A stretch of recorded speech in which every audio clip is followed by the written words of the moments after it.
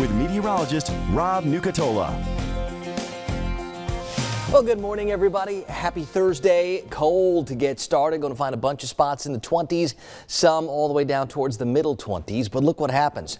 We warm up a lot farther and faster today thanks to a change in wind direction and nowhere near as cold tomorrow morning as we increase the clouds. Of course, with that, we start looking for the next round of showers, and I do think there's going to be some times where it's a little bit wet over the next several days. As far as the overall pattern goes, we can see some of the clouds starting to spill in from the west. There'll be more that develop as we change our wind direction and bring in that warmer, more humid air. It's not going to be as cold for the next several days, but I do think after this cold morning, we've got more clouds and more chances to get wet coming our way. It's 29 degrees right now at the Tallahassee airport. We're at 30 in Valdosta. We're at 32, even freezing in Thomasville. It's cold across the board. It's been cold since late last night. It's going to be cold for another couple hours. I see 26 in Cross City, 28 in Live Oak, 28 up in Blakely, even freezing 32 for Bainbridge and Mariana. Wakulla High School checking in at 32 this morning. Not a lot of wind out there to stir things up, but no real fog concerns for us. The air is still pretty dry.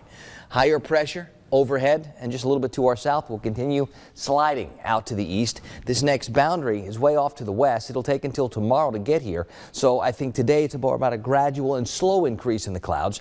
By tonight, with the clouds around, we keep those temperatures up. Tomorrow, as this energy approaches, we put the squeeze on now, increasingly warmer and more humid air.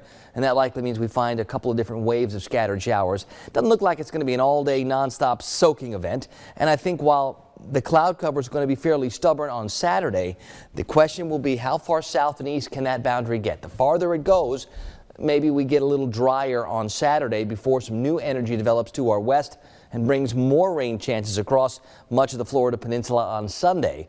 And I think we're going to stay with this unsettled pattern into next week until something comes down the road to sweep this mess away. So what likely happens is we get decent sunshine today, but when we start to bring the clouds back, I think these clouds are going to stick around for several days, maybe well into next week. So things we'll keep our eyes on, especially with those rain chances coming up tomorrow and maybe better rain chances on Sunday.